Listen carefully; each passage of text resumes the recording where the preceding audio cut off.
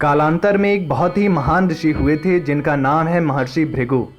इनका जन्म 5000 ईसा पूर्व में हुआ था। महर्षि भृगु की महानता का अंदाजा इस बात से लगाया जा सकता है कि उनके द्वारा रचित ज्योतिष ग्रंथ भृगु संहिता आज भी हमारे लिए अनुकरणीय है। महर्षि के इस संहिता द्वारा किसी भी इंसान के तीनों जन्मों का फल निकाला जा सकता है। इस ब्रह्मांड को नियंत्रित करने वाले सूर्य, चंद्रमा, मंगल, बुध, बृहस्पति, शुक्र, शनि आदि ग्रहों और नक्षत्रों पर आधारित वैदिक गणित के इस वैज्ञानिक ग्रंथ के माध्यम से जीवन और कृषि के लिए वर्षा आदि की भी भविष्यवाणियां की जा सकती हैं। परंतु आज हम महर्षि भृगु के जीवन काल से जुड़ी एक ऐसे घटना का वर्णन करने जा रहे हैं जब उन्होंने भगवान विष्णु की छाती पर अपने पैरों से प्रहार कर दिया था। तो ऐसा क्या हुआ था जिसके कारण महर्षि को इतना घोर पाप करना पड़ा था? इतने बड़े पाप का भागीदार कौन कौन था और महर्षि को इस पाप की क्या सजा मिली? ये काल चक्र है। इस काल चक्र में मैं आप सबका अभिनंदन करता हूँ। अगर आप इस वीडियो को पूरा देखते हैं तो मैं आशा करता हूँ कि आप हमारे इस चैनल को जरूर सब्सक्राइब करेंगे। आइए सुनते हैं महर्षि भृगु की जीवन गाथा। पद्म पुराण के उपसंहार खंड में वर्णित कथा के अनुसार एक बार मंदराचल पर्वत पर हो रहे यज्ञ में ऋषि मुनियों में इस बात को लेकर विवाद छिड़ गया कि त्रिदेवों यानी भगवान ब्रह्मा, भगवान विष्णु और भगवान शिव में सबसे श्रेष्ठ कौन है। इस विवाद के अंत में ये निष्कर्ष निकला कि जो देव सतोगुणी होंगे वही सर्वश्रेष्ठ कहलाएंगे। इसके परीक्षण के लिए भृगु ऋषि को नियुक्त किया गया। त्रिदेवों की परीक्षा लेने के क्रम में भृगु ऋषि सबसे पहले ब्रह्मलोक पहुंचे। वहां जाकर वो बिना कारण ही ब्रह्मा जी के ऊपर क्रोधित हो गए और ये कहने लगे कि आप सभी ने मेरा यहाँ अनादर किया है। यह देख ब्रह्मा जी को भी क्रोध आ गया और उन्होंने कहा, तुम अपने पिता से ही आदर की आशा रखते हो भृगु।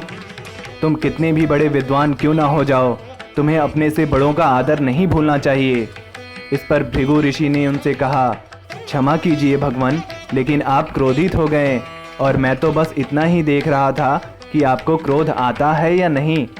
इतना कहकर भृगु ऋषि महादेव की परीक्षा के लिए कैलाश की ओर चल दिए। कैलाश पहुंचकर उन्हें पता चला कि भगवान शिव अपने ध्यान में लीन हैं। उन्होंने नंदी से कहा, जाओ जाकर भगवान शिव को उनके आने की सूचना दो। नंदी ने कहा, मैं ऐसा नहीं कर सकता, भगवान शिव क्रोधित हो जाएंगे। इस पर भृगु ऋषि स्वयं ही उस स्थल पर चले गए जहां भगवान शिव अपने ध्यान में लीन थे और वहां पहुंचकर भगवान शिव का आह्वान किया और बोले, कैलाश हो या कहीं भी, ऋषि मुनियों के लिए तो सदा ही द्वार खुले होते हैं। शिव जी का ध्यान भंग हो गया और वो क्रोधित हो गए। भगवान शिव ने कहा, भृगु, तुम्हारी मौत तुम्हें यहाँ तक ले आई है। आज तुम्हें तुम्हारी मृत्यु से कोई बचा नहीं सकता। मैं अभी तुम्हें भस्म कर देता हूँ।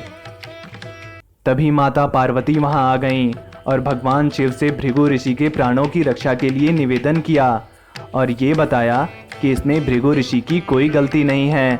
वो तो बस पृथ्वी के सभी ऋषि मुनियों का मार्गदर्शन करना चाहते हैं।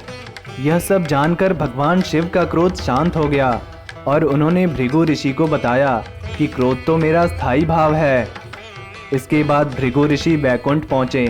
वहाँ पहुँचकर उन्होंने देखा कि भगवान विष्णु निद्रा की अवस्था में थे। भृगु ऋषि को लगा कि उन्हें आता देख भगवान विष्णु जानबूझकर सोने का नाटक कर रहे हैं। उन्होंने अपने दाहिने पैर का आघात श्री हरि विष्णु की छाती पर कर दिया। भगवान विष्णु की निद्रा भंग हो गई। उठते ही उन्होंने महर्षि का पैर पकड़ लिया और कहा, कहीं मेरे कठोर वक्त से आपके कोमल चरण में चोट तो नहीं लग गई। महर्षि भृगु लज्जित हुए और प्रसन्न भी। इसके बाद उन्होंने श्री हरि विष्णु को त्रिदेवों में सर्वश्रेष्ठ सतोगुणी घोषित कर दिया। आज का श्लोक ज्ञान।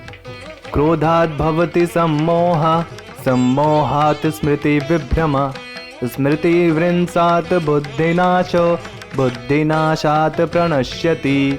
अर्थात क्रोध से उत्पन्न होता है मूढ़ भाव और मूढ़ भाव से स्मृति विभ्रम हो जाती है। स्मृति के भ्रमित होने पर बुद्धि का नाश होता है और बुद्धि के नाश होने पर वह मनुष्य नष्ट हो जाता है। दोस्तों, भृगु ऋषि के जीवन की ये प्रेरणादायी कहानी अगर आपको पसंद आई है तो हमारे इस वीडियो को लाइक जरूर करें। अगर आपके पास हमारे हिंदू देवी देवताओं से जुड़ा हुआ कोई प्रश्न है तो हमें कमेंट बॉक्स में बताएं। हम उस प्रश्न का जवाब अवश्य देंगे। और ऐसी ही प्रेरणादायी पौराणिक कहानियाँ सुनने के लिए हमारे इस चैनल को सब्सक्राइब जरूर करें। धन्यवाद।